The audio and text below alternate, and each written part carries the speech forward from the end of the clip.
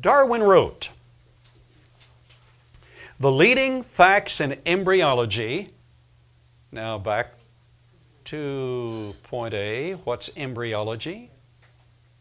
That's preborn development. Okay. The leading facts in embryology, the study of preborn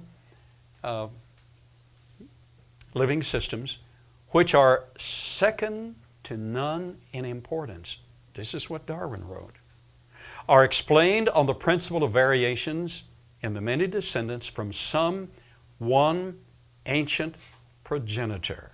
He continued, the embryos of the most distinct species belonging to the same class are closely similar, but become, when fully developed, widely dissimilar.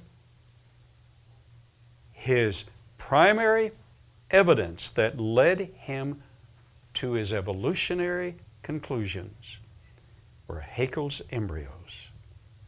Each embryo, early embryos, show us more or less completely the condition of the progenitor of the whole group in its adult stage. So we are related to the monkeys and the pigs. Darwin considered this, in his words, by far the strongest single class of facts in favor of his theory.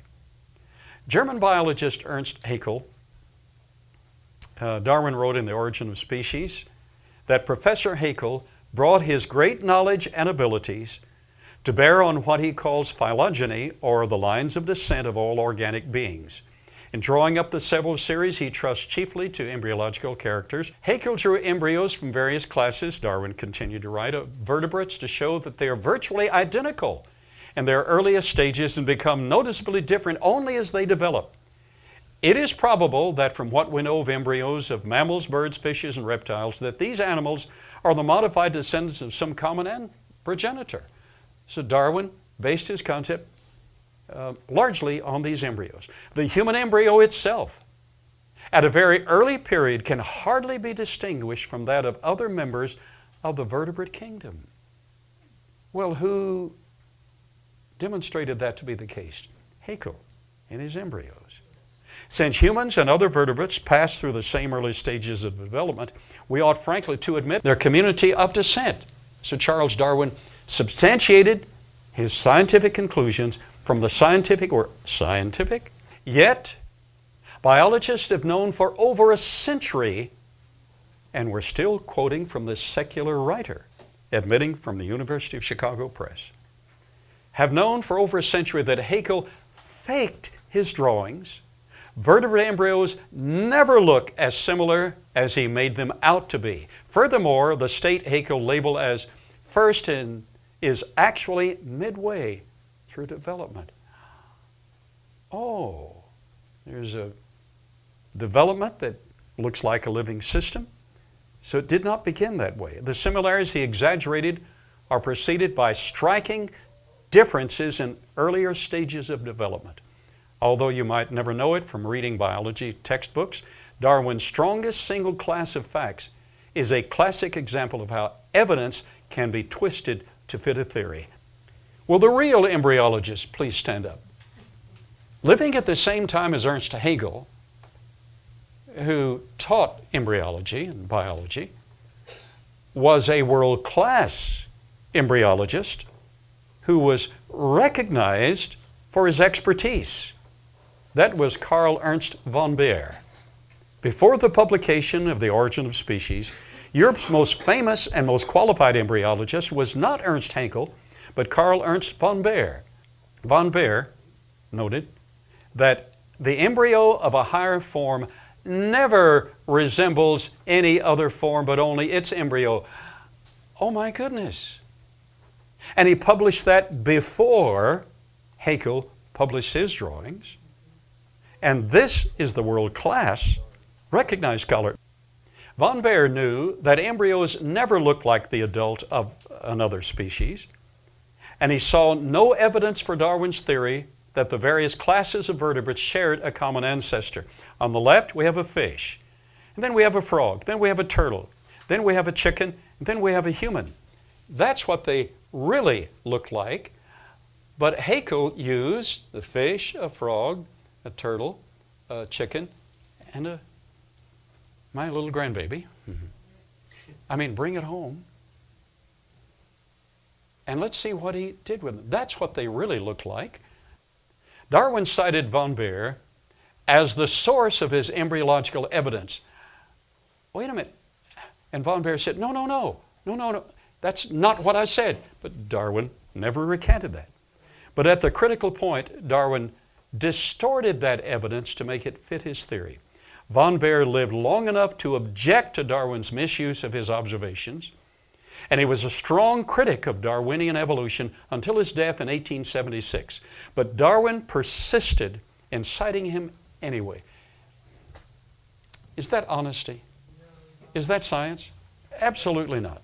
Making him look like a supporter of the very doctrine of evolutionary parallelism he explicitly rejected.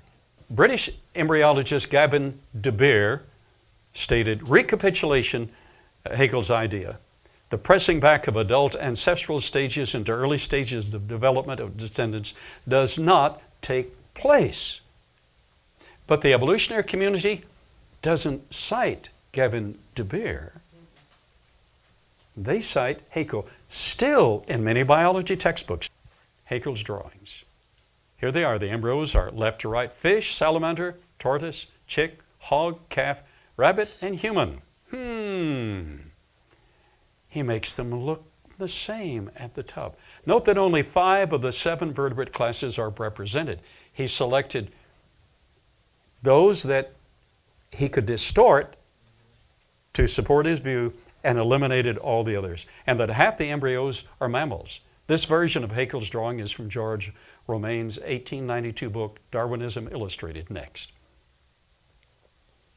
Haeckel used the same woodcut to print embryos. Now wait a minute. Used the same woodcut to print embryos of the salamander as it did a human being. In others, he doctored his drawings to make the embryos appear more alike than they really were. Haeckel's contemporaries repeatedly criticized him. They even took him to trial for these misrepresentations, and charges of fraud abounded in his lifetime. Yet, many of our college textbooks and high school textbooks still leave them there, and they left them for generations until evolution was so proved that atheist Richard Dawkins said, we don't need evidence, we know it to be true. So that's what we're up against. He chose only those embryos that came closest to fitting his theory, and that's, of course, from the technical literature. Furthermore, to represent amphibians, he used a salamander rather than a frog, which looks very different. Next. I need to wind this up. Even the embryos he chose are distorted to fit his theory, and I didn't write that. These scholars wrote that. British embryologist Michael Richardson noted in 1995 that the top row of embryos in Haeckel's drawings is not consistent with our data on the development of these species. These famous images are inaccurate and give a misleading view of embryonic development.